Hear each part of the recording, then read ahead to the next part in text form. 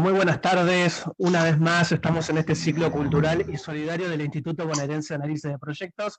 Ya todos los miércoles a partir de las 19 estamos acompañándolos a través de la plataforma de Facebook, donde llevamos adelante distintas charlas, distintos diálogos con algunos referentes de la cultura, con distintas situaciones que vamos viviendo a partir de esta pandemia, pero también intentando también llevar adelante un conversatorio con distintas personalidades. En este caso lo tenemos a el escritor y periodista Osvaldo Jara, que nos va a estar comentando de qué se tratan los libros que viene trabajando, los libros que viene de alguna manera escribiendo, relacionado con el peronismo, con el deporte, y bueno, con distintas políticas públicas que tienen que ver con lo deportivo, pero también vamos a hablar de los clubes sociales y demás. Así que bueno, un placer, muy buenas tardes, te damos la bienvenida a este ciclo cultural y solidario del IVAP, Osvaldo. Hola, ¿qué tal, Omar? Eh, Buenas tardes para vos, para todos los compañeros del IVAP. Un orgullo, una alegría estar con ustedes. Bueno, te agradecemos la participación en este ciclo. La verdad que, bueno, sos un amigo ya de nosotros porque has participado también de otros conversatorios, también de otras Sí, entrevistas relacionadas con el tema que te compete. Y por ahí yo quisiera agradecerle también a mis compañeros y compañeras que vienen trabajando activamente, no solo para llevar adelante este ciclo de entrevistas, sino también que vienen trabajando en distintas actividades relacionadas con los merenderos, con los comedores y para ayudar también a aquellas personas que se encuentran por ahí en una situación vulnerable, producto también de esta pandemia y de esta situación que estamos viviendo y que está atravesando el país y el mundo también. Quiero agradecerle también a Luis Piccoli, a José Quilapán, a Mariela Lozano, a Darío Jiménez, a Marcelo Peralta, a Lautaro Lescano, que está ahí en los controles técnicos, y también a Ignacio Borgoño y Santiago Pérez, Daniela Vergara, todos estos compañeros y compañeras que vienen trabajando para que esto se lleve adelante todos los miércoles a partir de las 19. Y estamos, bueno, muy contentos de llevar adelante porque hay muchísima gente que nos saluda, hay mucha gente que por ahí nos pregunta, nos consulta, nos escriben. Y digo, la verdad que hemos llegado a un momento donde son muchas las satisfacciones personales y también sociales y colectivas, por supuesto, que estamos atravesando a partir de estas actividades que estamos llevando adelante de la mano de distintas personalidades, vuelvo a reiterar. Así que bueno, Osvaldo, me meto de lleno con vos en el diálogo y quisiera preguntarte, tenés, bueno, libros escritos, un trabajo y un académico, podemos llamarlo también, y la verdad que llama mucho la atención porque viniste de alguna manera a llenar de contenido algo que por ahí no se hablaba, puede ser, o me estoy equivocando, corregímelo, porque realmente cuando uno abre los libros se encuentra con el deporte, con las políticas públicas, con gobiernos comprometidos, pero también con con un contenido que me parece que es más que valorable, que es la sociedad y también algunos sectores vulnerables. sí, somos un grupo, no Sí, soy solamente yo, pero un sí, muy pequeño grupo. Entonces podemos decir que uno en el camino de encontrarse con la historia que tenía que ver con el peronismo y a partir del peronismo también lo que significa el deporte, no solamente en la historia del peronismo, sino en la historia social del país. Eh, claro. uno veía que había muy poco escrito, que podemos decir que Víctor Lupo fue el que empezó el camino, escritor, militante, fue funcionario, eh, y creo que a partir de ahí empecé a desarrollar el camino, a encontrarme con historias del peronismo y el deporte, con deportistas muy importantes, con historias que tenían que ver con las organizaciones libres del pueblo, con los clubes de barrio, con, por ejemplo, los campeonatos Evita, que es un evento, eh, te diría, a nivel regional muy importante, lo que tiene que ver con el deporte social comunitario. Creo que los campeonatos Evita es un poco el resumen de lo que significa para un pueblo un evento que sea masivo y popular, y a partir de ahí me pareció que valía la pena sistematizar todo esto, los claro, aprendizajes, las enseñanzas, una manera de ver la historia también, porque vos sí, fijate que la historia está contada en el deporte, la historia del deporte, pero no estaba escrita desde el punto de vista de la cultura peronista del deporte, como decimos un grupo de compañeros. Y a partir de esto, la propuesta, la idea fue escribir desde la cultura peronista del deporte. Y por eso vos mencionabas los libros que escribí, que fundamentalmente son tres y ahora está por aparecer un cuarto, pero diría que para resumir un poco, yo diría que hay dos que son muy importantes sí, en lo personal, ¿no? Y creo que también de lo que escribí hasta ahora yo creo que es un poco el camino a seguir, por lo menos para mí, que es peronismo y deporte, que tiene dos partes. Está editado por Ediciones al Arco, a los compañeros de Ediciones, que le mando un saludo, que eh, nos están viendo. sí, Y que tiene que ver la primera parte con la historia del peronismo desde los inicios, la década del 40, hasta 2015, y que abarca, digamos, todas las décadas, porque si bien eh, a partir del 55 rompió la fusiladora con todo su pensamiento en el deporte liberal, que en una palabra era todo lo contrario a lo que proponía el peronismo. Eh, Se cuenta todo lo que fue ese derrotero y cómo llegó hasta los últimos tiempos en 2015 con la votación de las leyes del deporte, que es la ley del deporte actualizada y la ley del ENADE, del Ente Nacional de Desarrollo Deportivo, que es muy importante porque está vigente, que entre otras cuestiones, y me parece que esto es importante marcar, sí, eh, se estipula la asignación universal por deporte, que esto es algo que asignación debería, universal por deporte. Mira, claro, para resumirlo, es a la asignación universal por hijo se le agrega un plus para que los chicos y chicas vayan a los clubes a practicar un deporte.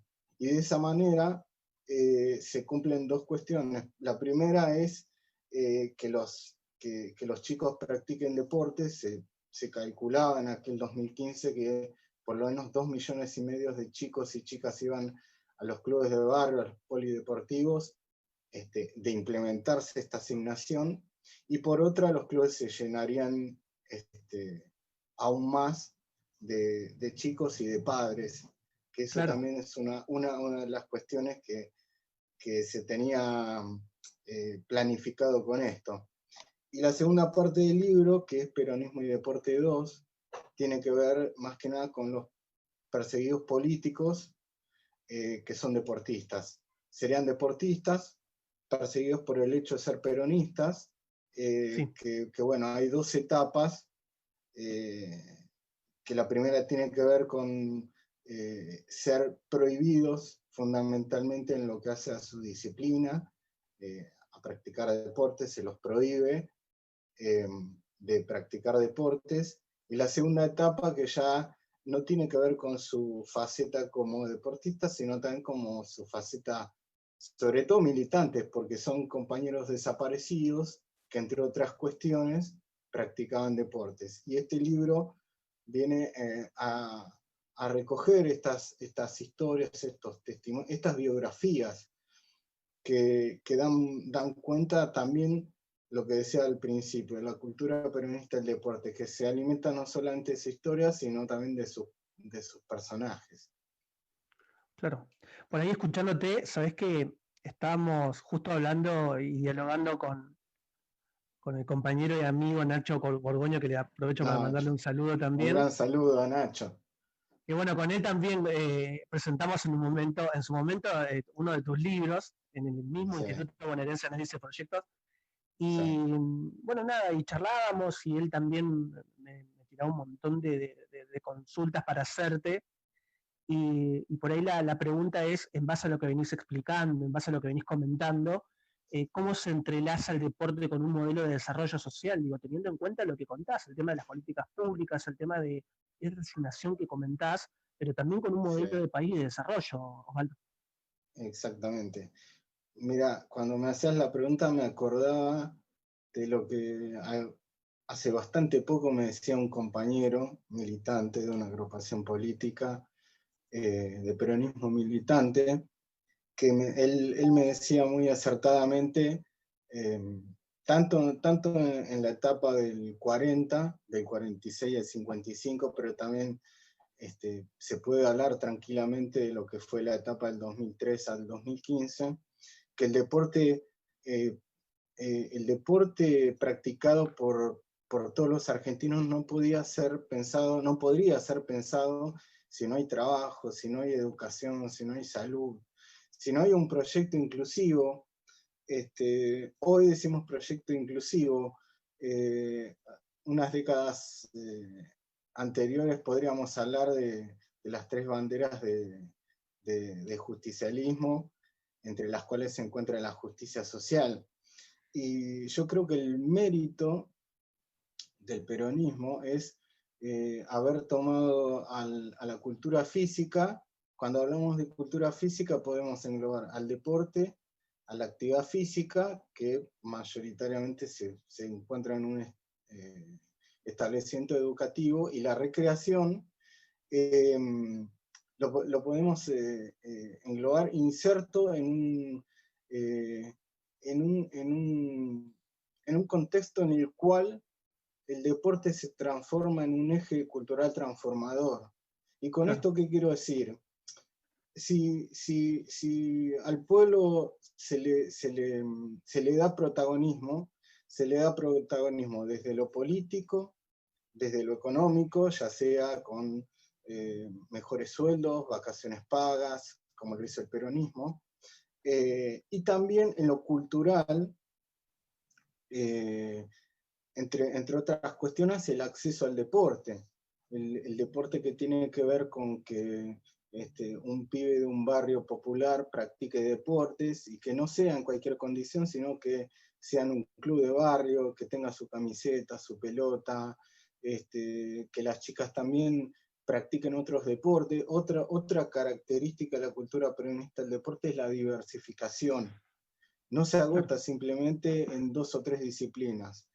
Vos fijate que en la primera etapa del peronismo, el básquet era practicado por una gran cantidad de jóvenes, Sí. y un poco el campeonato ganado en 1950, que Argentina fue el primer campeón del mundo, también creó una explosión que hizo que sea el segundo deporte practicado por los argentinos.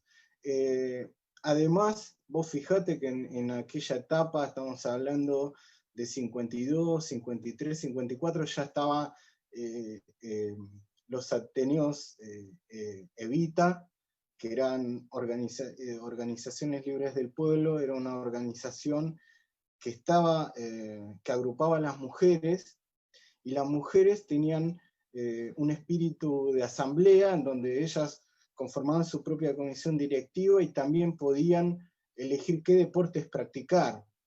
Y también lo mismo podemos decir de la UES, la Unión de Estudiantes Secundarios, que por ejemplo en la UES había esgrima, algo que uno podría decir que hoy mismo es impensado, que los pibes de clase media, ya ni hablemos, los pibes de menores recursos. Yo creo que ya la clase media ya no tiene acceso a la esgrima, hoy.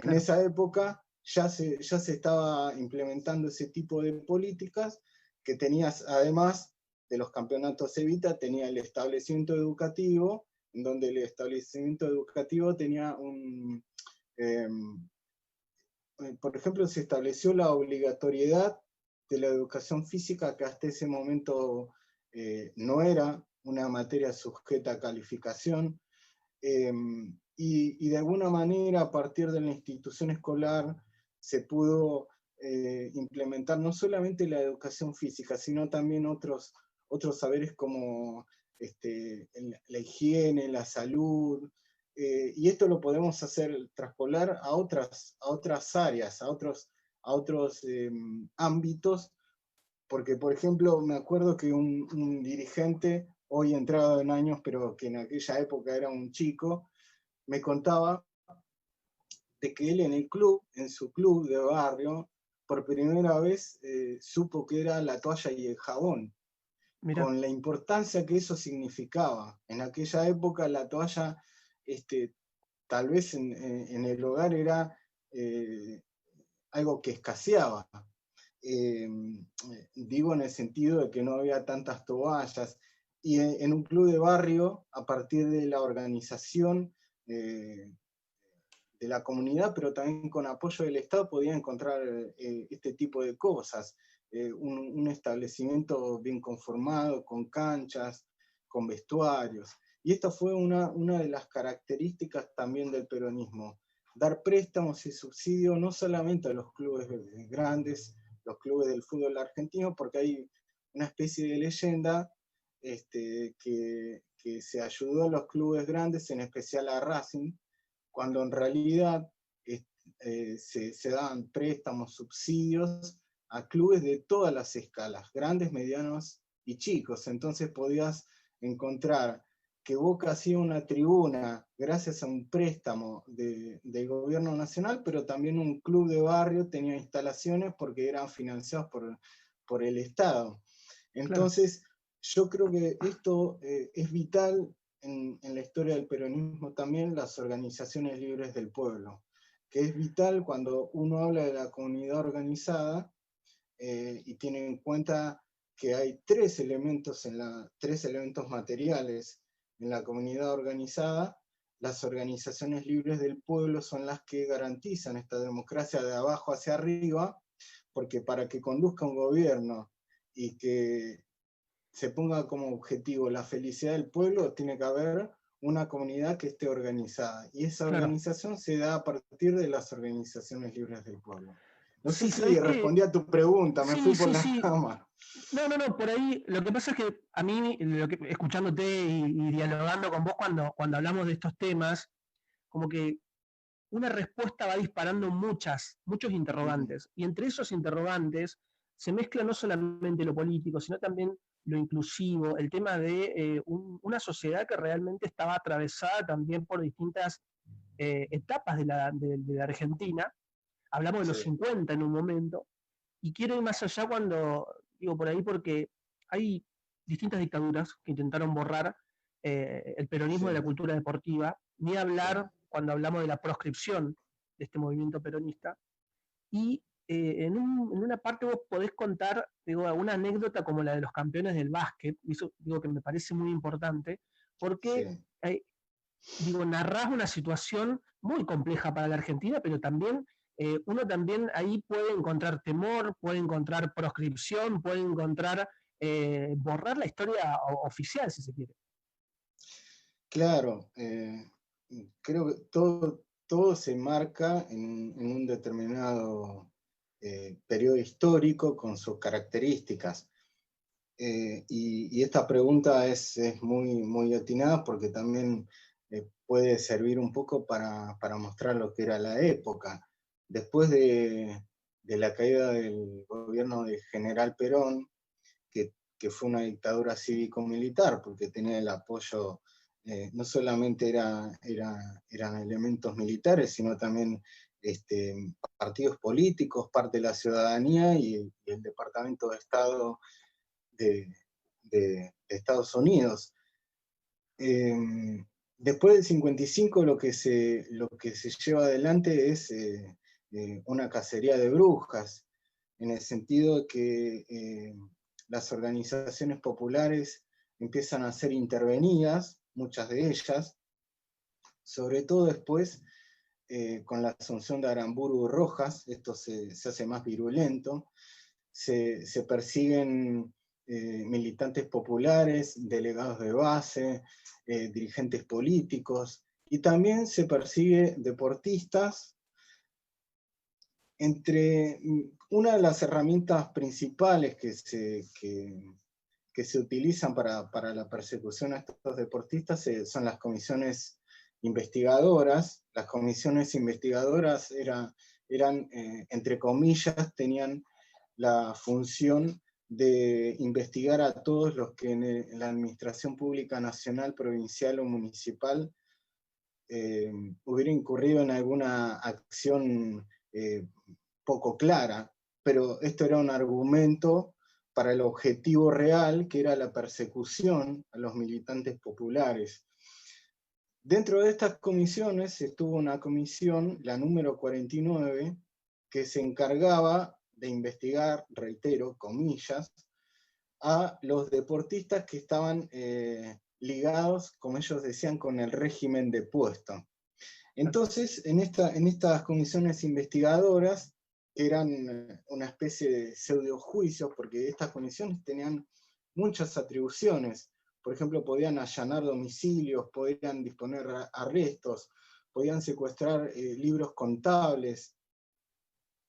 En el ámbito del deporte, se suspendió a una gran cantidad de deportistas. Hablábamos de los campeones del mundo de básquet, también podemos hablar del plantel de básquet de Racing, podemos hablar de Félix y Fulvio Galimi, que fueron esgrimistas, los dos muy peronistas, y muy jóvenes, que para el ámbito de la esgrima era muy importante, porque en ese momento al menos, ese deporte estaba dominado por la jerarquía militar.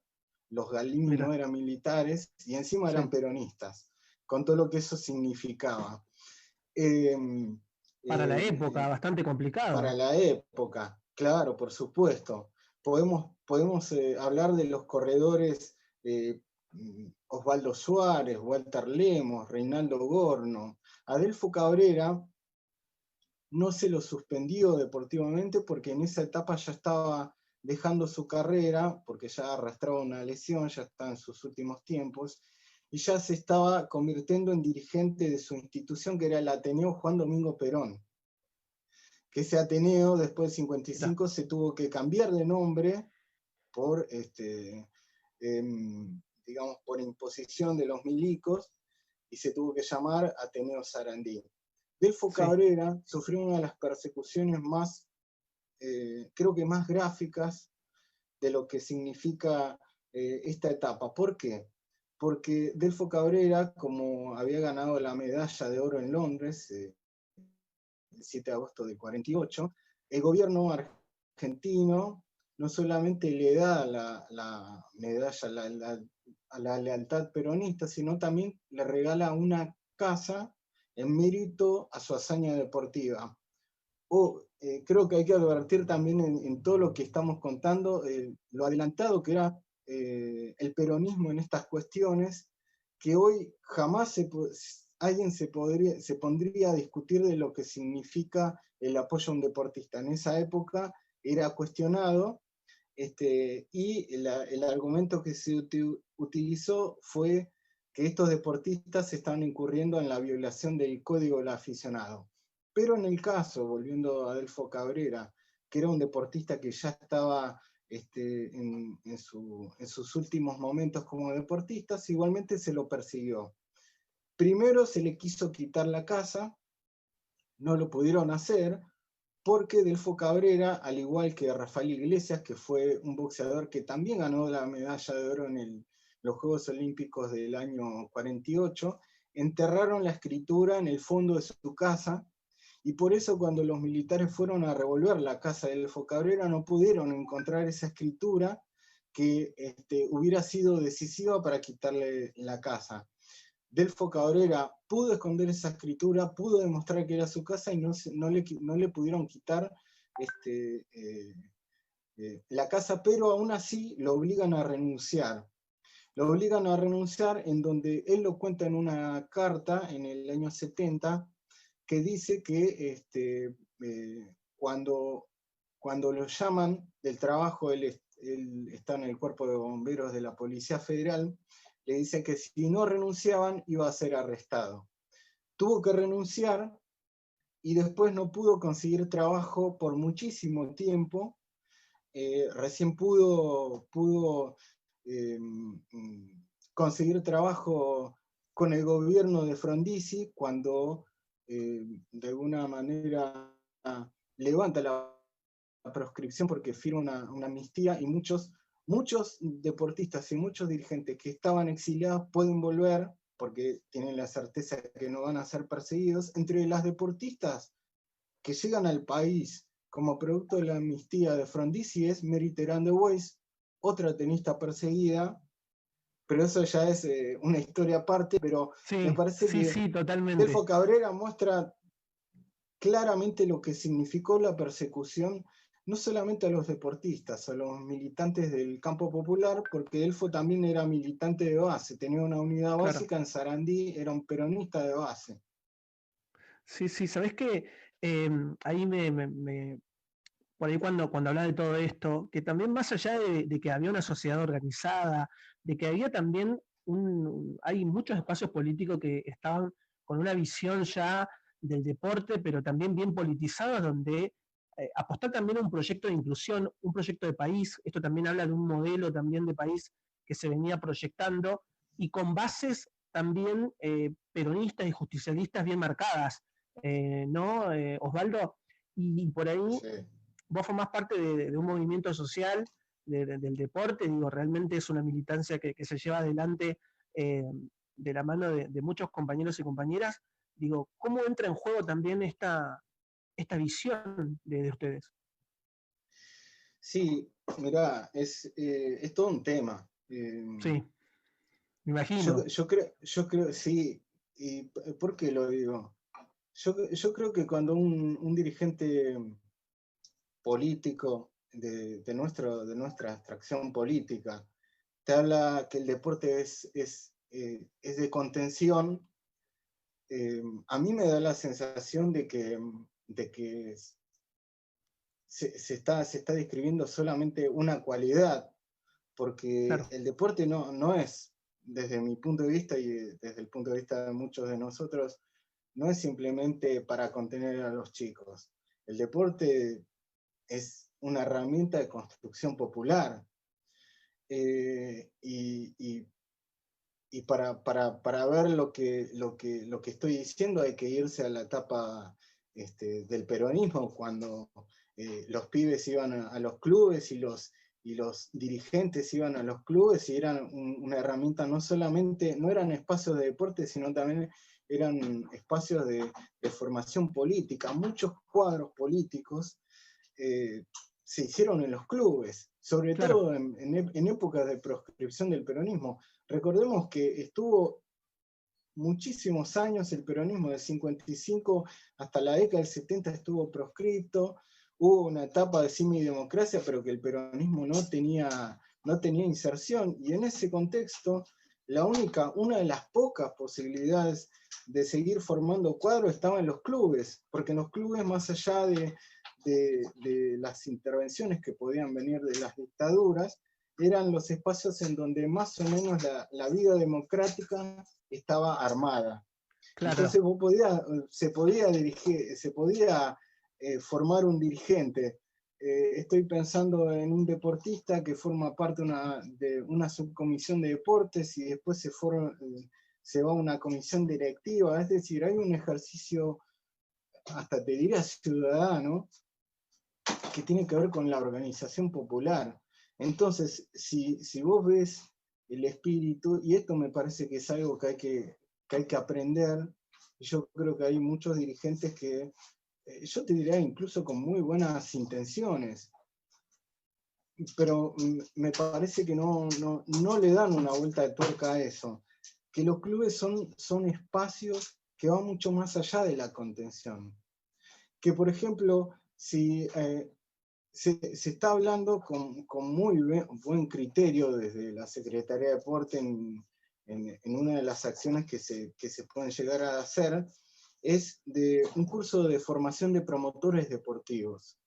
claro, Y yo creo que los promotores deportivos son claves en esto porque son dirigentes, se forman dirigentes. El promotor deportivo te puede organizar un barrio en donde podés organizar primero una actividad deportiva, después encontrar un lugar, un espacio para jugar, después armás un club de barrio y después tenés una agrupación totalmente organizada en donde no solamente tiene que ver con lo deportivo, tiene que ver con lo social, con lo cultural, con lo político, y también es un lugar muy importante para que salgan nuestros dirigentes. Claro. Entonces me parece que eso es fundamental, dar lugar a la apertura, a la democratización, entregar herramientas que tengan que ver justamente con eso, con que el pueblo, dejar al pueblo hacer.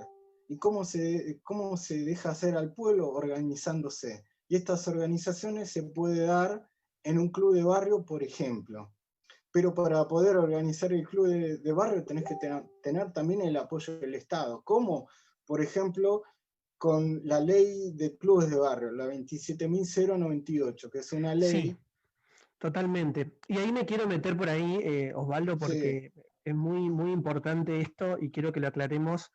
Ahí me están preguntando cómo se denomina esta charla y yo quiero decirle que estamos con el escritor y periodista Osvaldo Jara, quien nos está comentando distintas cuestiones relacionadas con el libro, bueno, escribió 3 libros y realmente es una charla que venimos diagramando hace un par de días y venimos hablando con Osvaldo y con distintos compañeros y compañeras del Instituto Bonaerense de Análisis de Proyectos.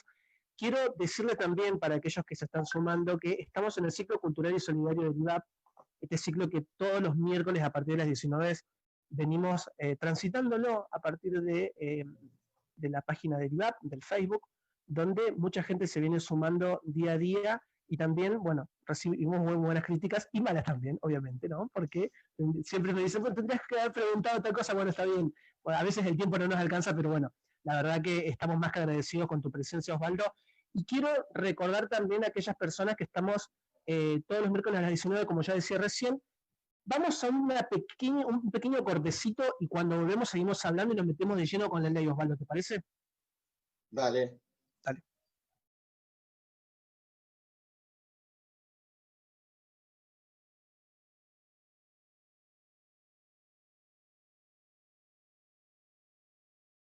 Hola, ¿cómo están?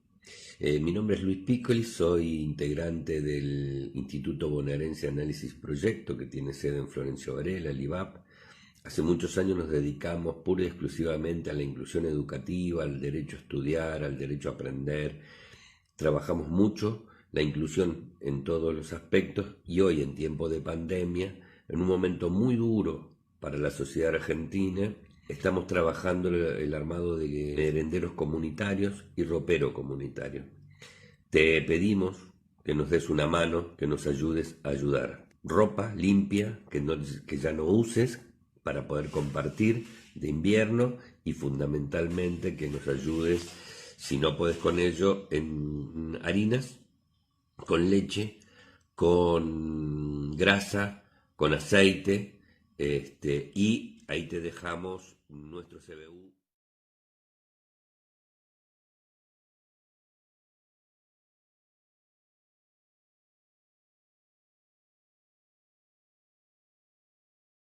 Hola, ¿cómo están?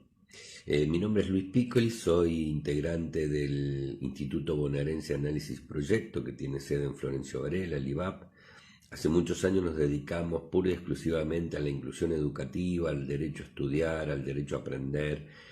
Trabajamos mucho la inclusión en todos los aspectos y hoy, en tiempo de pandemia, en un momento muy duro para la sociedad argentina, estamos trabajando el armado de merenderos comunitarios y ropero comunitario. Te pedimos que nos des una mano, que nos ayudes a ayudar. Ropa limpia, que ya no uses para poder compartir de invierno y fundamentalmente que nos ayudes, si no puedes con ello, en harinas, con leche, con grasa, con aceite, y ahí te dejamos nuestro CBU.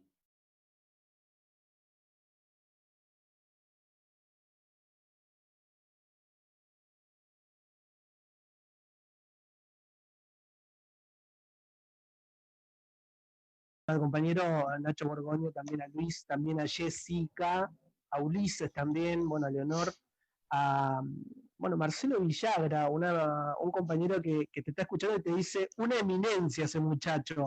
Así que vienen escuchando ahí activamente esta charla que venimos eh, llevando adelante todos los miércoles a las 19, como decía hace un rato. Y quiero por ahí preguntarte cómo es el tema de la ley. Osvaldo, nosotros venimos hablando el tema de el movimiento, distintos movimientos que tienen que ver con el deporte, con distintas políticas públicas, con lo inclusivo. Me parece que vamos atravesando todo un mapa, todo un ecosistema que engloba muchísimas cuestiones, ¿no? Para llegar a un punto y un objetivo.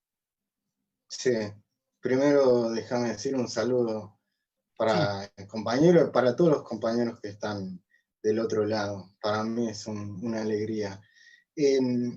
Cuando vos me decías de la ley, pensé en la actualización de la ley del deporte, en la ley del ENADET, en la ley 27.098, porque hay tantos, incluso podríamos incluir a la ley del ENAR, porque está en cumplimiento.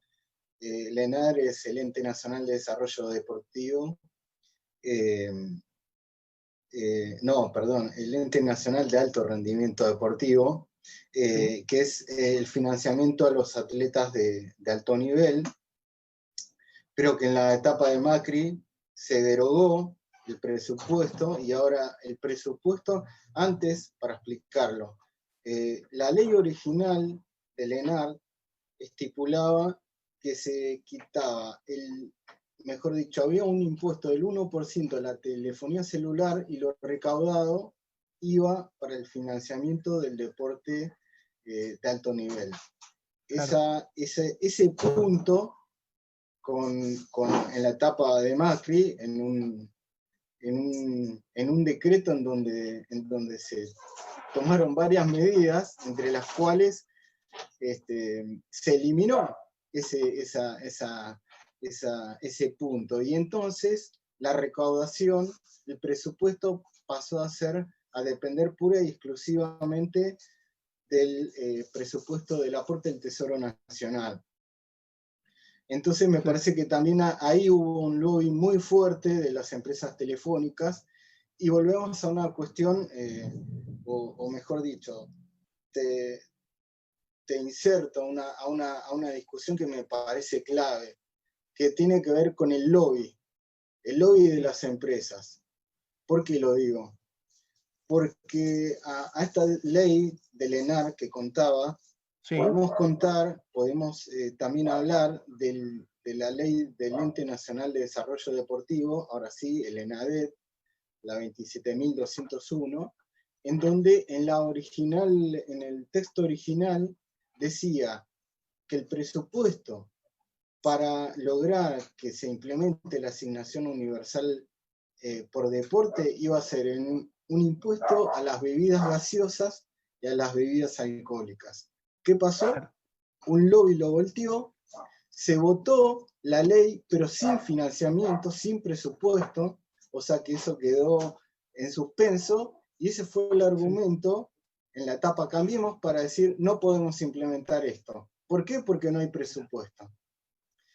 Y algo parecido, bastante parecido, está pasando con la ley 27.098, la ley de clubes de barrio, en donde es una ley muy importante que fue militada por los clubes de barrio, encabezada por la Unión Nacional de Clubes de Barrio, que es una institución, una organización libre del pueblo que nació en el 2004, en el 2007, y después se fue potenciando con los años y fue armando una ley, un proyecto de ley que fue militado por todos los clubes de todo el país y llegó a una votación en diciembre del año 14, en donde no se la reglamentó, y esa reglamentación otra vez fue la excusa del gobierno de Cambiemos para decir no se puede implementar.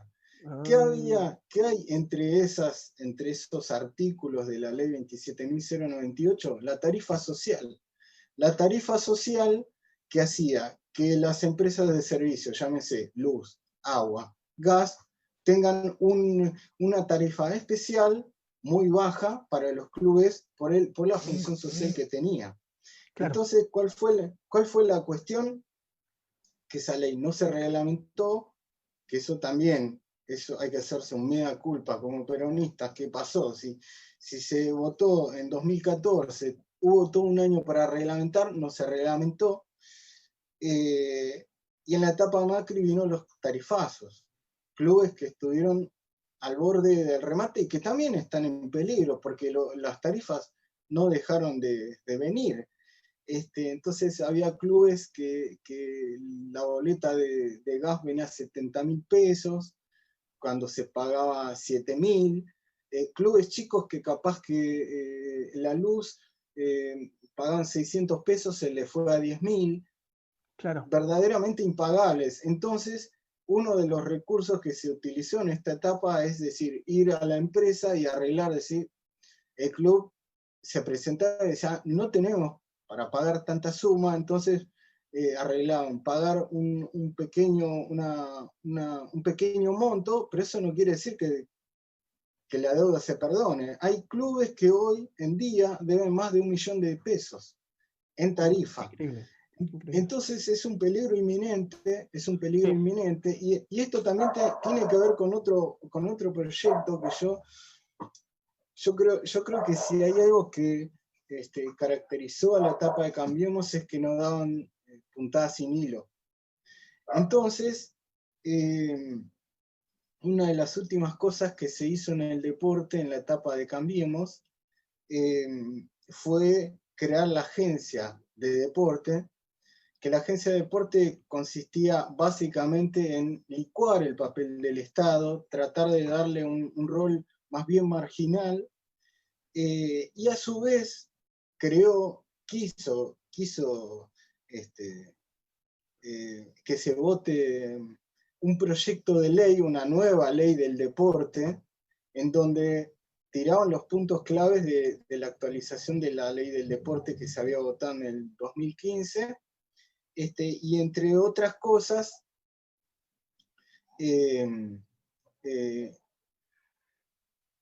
digamos que se dejaba entrever o dejaba la puerta para que el patrimonio del deporte argentino sea vendido. Por ejemplo, por ponerte un ejemplo, el CENAR, es más, el CENAR estuvo al borde de ser vendido sus terrenos con la anuencia del presidente del Comité Olímpico Argentino, que es Gerardo Huertain. Esta ley, de alguna manera, también derogaba muchos artículos de todas las leyes, porque para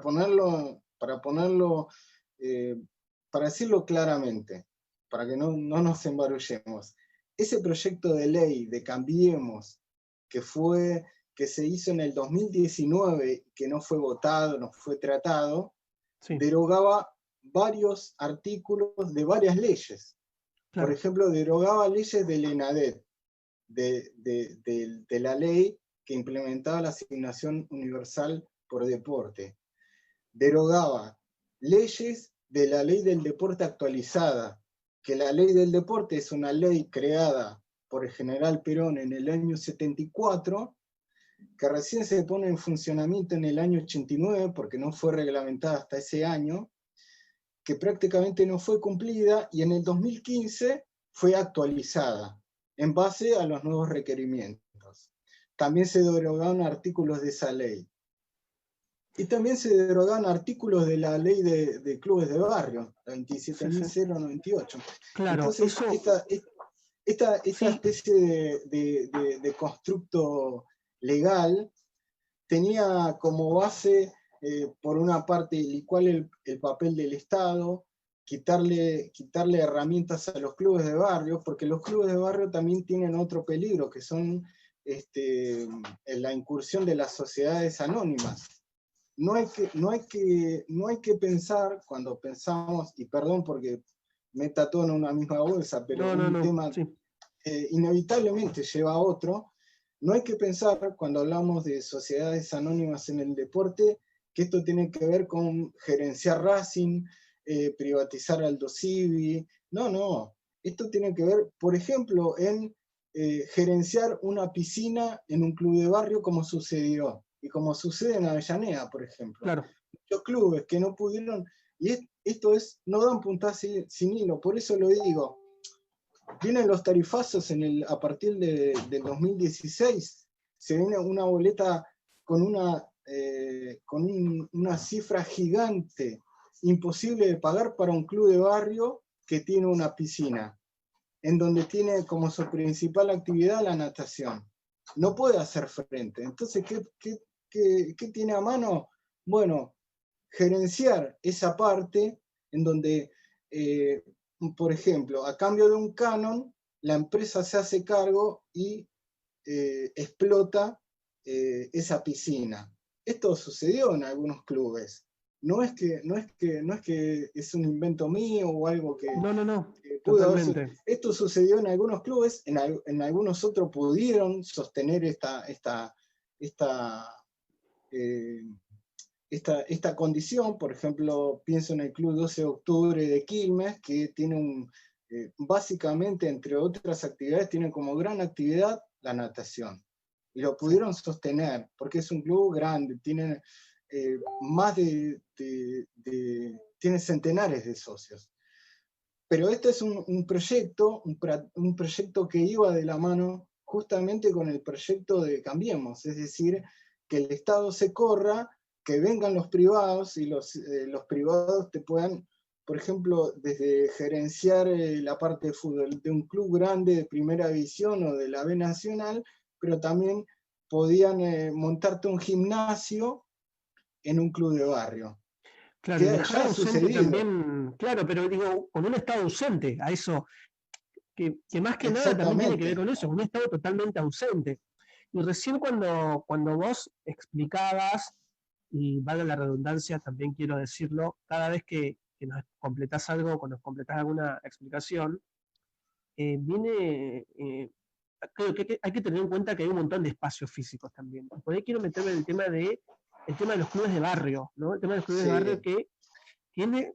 ¿Qué necesidades están pasando? En su momento había una ley de clubes de barrios, todos seguramente, o aquellos que no, recomiendo la película Luna de Avellaneda, digo, que habla también de los clubes de barrios sociales y deportivos, y también la función que cumple. Hoy, ¿qué rol crees que deben jugar post cuarentena, post pandemia o post aislamiento? Como metemos todos los términos lo mismo. Sí.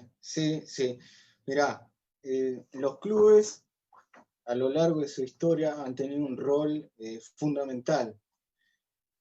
Cada etapa tuvo su característica y el club se adaptó de una determinada manera. Y, por ejemplo, pienso en la década del 90, muchos clubes tuvieron que ser comedores escolares, merenderos, espacios de prácticas formales y no formales. En este contexto de pandemia, a partir de marzo, cuando se cierran todas las actividades, los clubes de barrio tuvieron que cerrar sus puertas. Dejaron de tener actividades deportivas, aún así tuvieron que seguir pagándole al personal de limpieza, al entrenador, al preparador físico, a todo el personal administrativo, pero en paralelo también los clubes abrieron sus puertas para hacer centros de primera atención, centros de acopio de mercadería, comedores, ollas populares. Entonces, vos fíjate, los clubes tuvieron un rol fundamental en esta pandemia, fundamental. Es más, yo soy de Quilmes. En Quilmes, la Unión de Clubes de Barrio de Quilmes y todos los clubes de barrio ofrecieron sus instalaciones a la intendencia, a la intendenta Mayra, que la tenemos con COVID, que esperemos se esté reponiendo. Los clubes ofrecieron a la intendencia todos los clubes de barrio a disposición, para lo que sea. ¿Qué es lo que ocurre? Yo creo que pasan dos cosas muy importantes. Primero, los clubes vienen con un arrastre de un deterioro económico de la etapa de Macri. Ya hablamos de los tarifazos, que yo creo que eso fue fundamentalmente la razón por la cual los clubes hoy, muchos de ellos están en una situación muy delicada, y a Sí, esto tenemos que crítica, sumarle la pandemia, que el totalmente. Estado lo ha asistido a partir de distintos programas. Aún así, y con todo lo que está haciendo el Estado, porque el Estado está presente, como está presente en muchos ámbitos de la vida argentina, aún así no se puede paliar la situación crítica de los clubes. Creo que hay yo te diría que hay dos cuestiones muy importantes en este momento a resolver. Una es la reglamentación de la ley 27.098. ¿Por qué? Porque entre otras cosas está la tarifa social, que eso es un poder de lobby muy importante, que es una diplomacia muy sutil, y que por eso yo creo en lo personal que esa es la verdadera razón por la cual no se reglamenta esta ley, y su reglamentación es fundamental. Y esta ley también tiene otra cuestión que es muy importante, el presupuesto participativo, en donde se le asigna, hay un presupuesto para los clubes, y son los clubes los que deciden en conjunto con el órgano de aplicación, que es la Secretaría de Deporte, cuáles son el destino de esos fondos. Entre otras, hay otras herramientas muy, muy importantes para los clubes, por ejemplo, hay una embargabilidad, etcétera, muchas herramientas que esta ley yo creo que es fundamental eh, eh, poder llegar a reglamentar y aplicarla. Y hay otra cuestión muy importante que va enganchada a esto. Sí. Para que estos clubes tengan acceso a los subsidios, tienen que estar de alguna manera institucionalizados, con un reconocimiento institucional por parte del Estado Nacional. Para traducirlo, para ponerlo de una manera muy sencilla, hay clubes que no tienen papeles, hay clubes que no tienen libros contables, que no están constituidas su comisión directiva íntegra. Pero que tienen Pero un no es espacio por... físico, ¿no? Pero que tienen un espacio físico, ¿no, Osvaldo? Claro, ahí vamos. No es que sea por mala voluntad, porque Claro. no quieren, sino sí, porque sí, tienen que atender a situaciones muy, muy particulares, muy importantes. Entonces, claro, como dicen los dirigentes de los clubes, los clubes es lo mismo, lo que nos piden a nosotros pedirnos papeles a los clubes es lo mismo que antes de darle de comer a un chico pedirle el documento. No, primero tenés que darle de comer, primero lo tenés que asistir y después vemos cómo le hacemos los documentos. Esto es lo mismo. Pero aún así, los clubes están demandando que tengan alguna ayuda para que puedan tener la documentación en regla. Y esto es muy importante, no es menor, porque esta documentación te da el reconocimiento del Estado que se puede dar a partir de subsidios, el acceso a la tarifa social y otros derechos que solamente se podrían llegar a partir de lo que es una institución legal, jurídica de un club. Entonces, yo creo que son dos cosas fundamentales. Primero, reglamentar la ley de clubes de barrio. Sí. Y yo creo que sobre todas las cosas, darle el soporte necesario para que puedan tener sus papeles en regla. Claro, y esto no se hace, y con esto quiero remarcarlo, esto no se hace con un portal de internet como hizo McAllister cuando era secretario de deporte, en donde los clubes le daban una página de internet en donde se tenían que inscribir y en esa inscripción le pedían cosas imposibles. Este trabajo se tiene que dar territorialmente, porque hay clubes que están enclavados en barrios populares en donde necesitan una certificación mínima, darle algún documento mínimo para poder comenzar a tener acceso a estos beneficios. Y esto lo puede hacer, por ejemplo, las intendencias, trabajar en conjunto con la provincia, que trabajen con las intendencias y con los clubes que están organizados. Esto quiero remarcarlo también. Hoy los clubes están organizados, tienen sus agrupaciones que engloban a los clubes, te estoy hablando de la Unión Nacional de Clubes de Barrio, pero también hay otras organizaciones de clubes. Entonces me parece que esta tarea es fundamental y es en conjunto. Y yo creo que este es el momento, porque el momento es propicio. Hay un gobierno que es del pueblo, hay un gobierno que tiene un proyecto claro, va hacia un rumbo, y me parece que si no lo hacemos en este momento no lo vamos a hacer más. Y con esto quiero puntualizar otra cosa, perdóname, Sí. No, porque hay un proyecto que está en el marco de una agrupación que es Red Deporte, que son distintas agrupaciones del deporte, que la idea es crear 1000 clubes de barrio en todo el país y 10.000 dirigentes. Entonces, acá es fundamental tener el acompañamiento del Estado. El acompañamiento del Estado va a ser fundamental para que esta suerte de que hoy ya son clubes, de hecho, porque uno lo puede entender como una vez me dijo un compañero, hoy en día estos espacios son una especie de centro cívico. ¿Por qué? Porque no solamente se practica deporte, sino también de pronto se le puede dar de comer a familias, sí.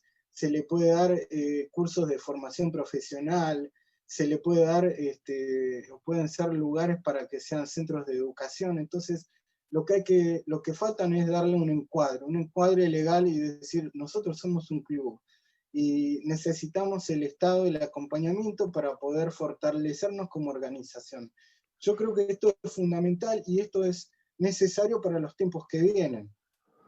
Sí, Osvaldo, por ahí cuántas políticas públicas también que se implementan en los distintos clubes sociales deportivos, como decís, y tenemos mensajes donde, bueno, hay mucha gente que está ahí comentando, bueno, gran tema la acción que ejercía la tarifa social de los servicios básicos de los clubes, muy buena charla, no es poca cosa analizar el deporte desde la mirada nacional y popular, felicitaciones, tal cual. Se presentó el proyecto de creación del Instituto Nacional de las Organizaciones Comunitarias que tiene ese fin que plantea Osvaldo en el Congreso de la Nación. Dicen también aquellas personas por ahí que están, bueno, mandando mensajes en vivo. Y la verdad que Osvaldo por ahí es interesante y también es muy bueno escucharte porque, bueno, es un tema que seguramente estudiaste mucho porque se nota y aparte bastante claro, con una claridad importante, que es lo relevante de toda esta charla.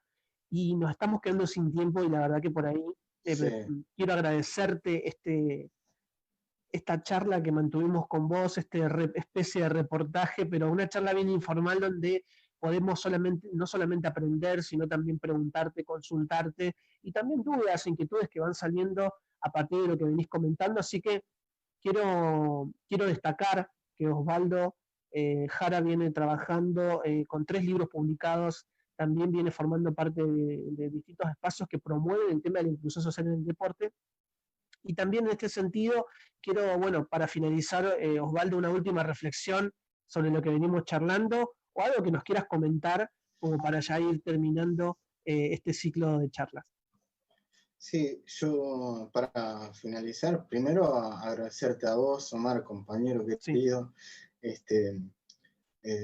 a todos los compañeros, a Nacho, todo el IVAP, a todos los compañeros que están del otro lado, y decir que me parece que antes de ganar la elección, que la considero mía como de todos los compañeros, porque hicimos mucho para que los compañeros Alberto Fernández y Cristina nos estén liderando este proyecto, siempre hubo una consigna que fue volver mejores. Y yo creo que a este volver mejores hay que darle contenido. Porque si nosotros podemos aspirar a que nos quedemos 1000 años a gobernar, porque la tarea es infinita, y el peronismo es el único proyecto político que resuelve todas las problemáticas sociales que las otras agrupaciones políticas no ven, los otros espacios no quieren ver. Este volver mejores yo creo que tiene que ver con la organización popular. Entonces nosotros tenemos que organizarnos, tenemos que agruparnos y tenemos que debatir y consensuar un proyecto, en el caso que nos toca, en lo deportivo para que nosotros podamos proponer, podamos ejercer esta democracia directa, esta democracia social, como decía el general también, de abajo hacia arriba, porque es fundamental. Para que haya un Estado presente tiene que haber organizaciones libres del pueblo organizadas y fortalecidas. Entonces, claro, me parece que ese es el camino, seguir fortaleciendo. Bueno, Osvaldo, más que agradecido de esta charla y realmente un placer. Seguramente vamos a volver a encontrarnos en otro ciclo, porque digo, realmente queda un montón de cosas para hablar, hay un montón de situaciones que vos comentás y que realmente profundizarlas me parece que es más que relevante. Así que bueno, nuevamente te agradezco y a aquellas personas también que están por ahí conectados al Facebook y me están saludando, y aquellas personas también que me hablan por WhatsApp, también, no los quiero mandar de frente, pero gente que me está hablando por WhatsApp. Y la verdad que estamos más que contentos con este ciclo de charlas que estamos llevando adelante todos los miércoles a partir de las 19 por las plataformas de Facebook a través del Instituto Bonaerense de Análisis de Proyectos. Quiero agradecerle nuevamente a mis compañeros y compañeras que hacen posible que esto se lleve adelante, porque esto es un trabajo de producción, esto siempre quiero aclararlo. ¿Qué arma las preguntas? ¿Qué consigue? ¿Qué arma los flyers? ¿Qué arma la difusión? Y que también se encuentra trabajando activamente ya para los próximos encuentros. Así que me parece que es fundamental por ahí agradecerle a todos, a Luis Piccoli, a José Quirapana, a Mariela Lozano, a Darío Jiménez, Marcelo Peralta, Lautaro Lescano, que está ahí con los controles y todo el tiempo me está ahí, a veces me reta y a veces no, Ignacio Borgoño, obviamente, Santiago Pérez y también Daniela Vergara. Así que, bueno, un placer, Osvaldo. Te agradezco la presencia nuevamente de esta manera virtual, esto que nos estamos por ahí acostumbrando en medio de este aislamiento social y obligatorio. Así que bueno, nos encontramos la semana que viene, así que bueno, un fuerte abrazo, Osvaldo, y nos estamos hablando.